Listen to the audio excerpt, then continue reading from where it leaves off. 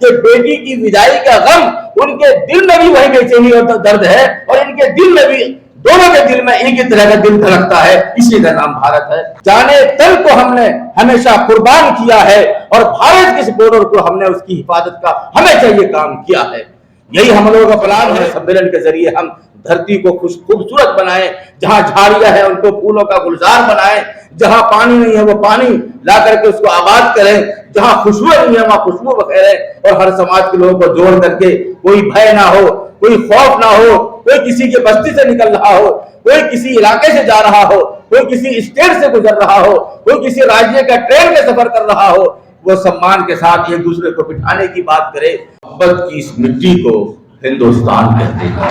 भारत की इस धरती को दर्शाने के लिए कि भिन्न भिन्न समाज और अलग अलग जाति धर्म के महागुरु, ज्ञानमानी, महान शख्सियात, अतिथि बहुत अहम यहाँ इस कार्यक्रम में सब इकट्ठे हैं, और ये हाल उस शख्सियत, उस क्रांतिकारी कहिए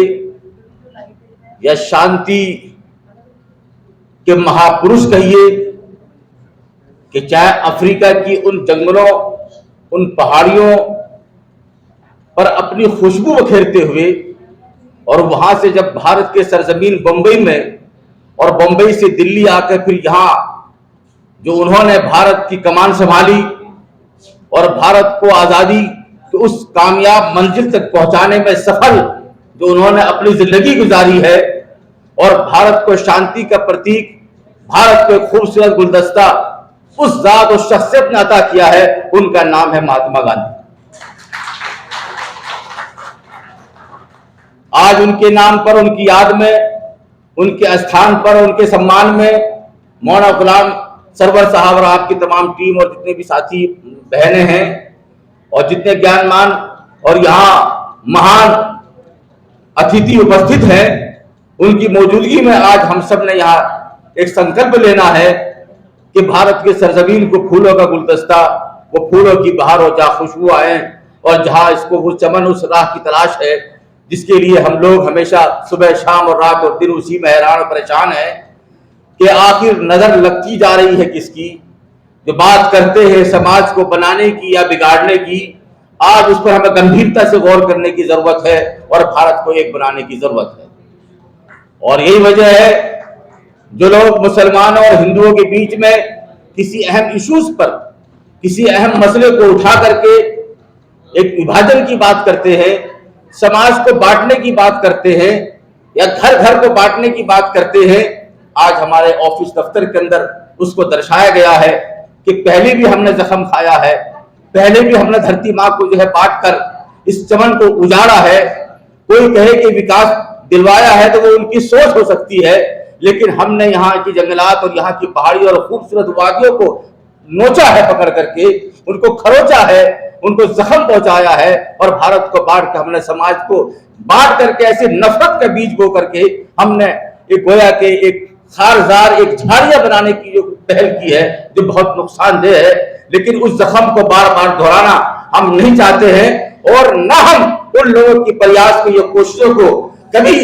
बल्कि ईश्वर से, खुदा से दुआ करते हैं कि कभी भी वो अपनी जो है प्रयासों पर कामयाब ना हो, जो देश और समाज को, बरादरी को बांटने की बात है। धर्म अलग हो सकते हैं, पूरी दुनिया में धर्म के लोग मानने वाले हर जगह आबाद है। भारत वो सरजमीन है जहाँ हिंदू भी है, आर्य समाज भी, सनातन धर्म भी, समाज जैन समाज भी, बौद्ध भी, सिख भी, क्रिश्चियन भी, ईसाई भी, मुसलमान भी, इसी खूबसूरती का नाम तो भारत है। आज हम लोग अरब जाते हैं, अरब कंट्री पहुंचते हैं, वहां भारत की बात सामने आती है, वहां हम भारत के विकास की बात करते हैं, भारत को बनाने की बात करते हैं। क्या हमारे बीच में कोई लड़ाई झगड़ा नहीं है, बल्कि ये घर घर की कोई बात, किसी बात पर अगर कोई बिगाड़ हो जाए तो हम जंग और लड़ाई नहीं कह सकते, बल्कि घर में किसी बात पर किसी ने है कोई बात कही है, वरना हम भारत के सर को नीचा होना कभी इस बात को गवारा नहीं कर सकते कि भारत हमारा कभी उनका सर कभी नीचा हो जाए, चाहे वो अरब के हसीन वादियों में हो। हम लोग 12 वहां जाकर तकरीर करते हैं, अरबी जबान में जाते हैं, अरबी जबान में बात करते हैं, लेकिन भारत को हमेशा विकास की बुलंदी पर पहुंचाने की वही कोशिश करते हैं और यही प्रयास करते हैं कि जाने जाने तल को हमने हमेशा कुर्बान किया है और भारत के इस बॉर्डर को हमने उसकी हिफाजत का हमेशा ये काम किया है। यही हम लोगों का प्लान है, यही मंसूबा है। मौलाना गुलाम सरवर साहब की कोशिश भी यही है कि सद्भावना सम्मेलन के जरिए हम धरती को खूबसूरत बनाएं, जहां झाड़ियां हैं उनको फूलों का गुलजार बनाएं, जहां पानी नहीं है वो पानी ला करके उसको आबाद करें, जहां खुशबू नहीं है वहां खुशबू बखेरें और हर समाज के लोगों को जोड़ करके कोई भय ना हो, कोई खौफ ना हो, कोई किसी के बस्ती से निकल रहा हो, कोई किसी इलाके से जा रहा हो, कोई किसी स्टेट से गुजर रहा हो, कोई किसी राज्य का ट्रेन में सफर कर रहा हो, वो सम्मान के साथ एक दूसरे को बिठाने की बात करे।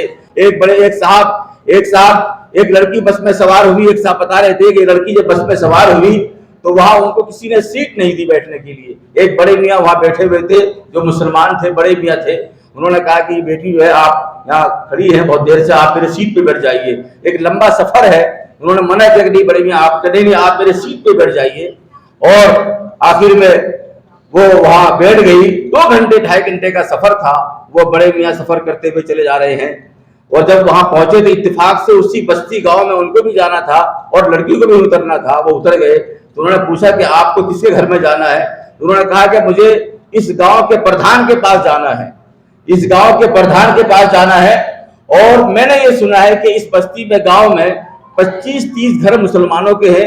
बाकी तो हिंदू भाई रहते हैं। 25-30 घर मुसलमानों के हैं, लेकिन इस गांव में कोई मस्जिद नहीं है जो वो नमाज पढ़ सके। तो मैं एक प्रधान जी से, मुखिया से मिलने के लिए आया हूँ। अगर बन जाएगी तो ठीक है मस्जिद, ताकि वो लोग नमाज पढ़ लें। बस वो प्रधान जी से मिलने के लिए आया हूँ। वो लड़की अपने घर लेकर गई और वो जब वहां पहुंचे तो उन्होंने पानी वानी पिलवाया, खाना खिलवाया और अपने पिता से यूं कहा कि ये बड़े मियाँ हैं कि आपके साथ उठने बैठने वाले सब बस के अंदर बैठे हुए थे, किसी ने मुझे सीट नहीं दी, इस बड़े मियाँ ने मुझे बैठने के लिए सीट दी है। उनके पिता बड़े खुश हुए और यूं कहा कि आप कहाँ आए, किनसे मिलने के लिए आए, और अपनी बात बताई। यूं कहा कि ऐसा है कि मैं ही पर गाँव का प्रधान हूँ और ये मेरी बेटी थी और आपकी मस्जिद बन के जाइए। खिदमत और सेवा वो चीज है तो दिल को जीतने वाली बात होती है।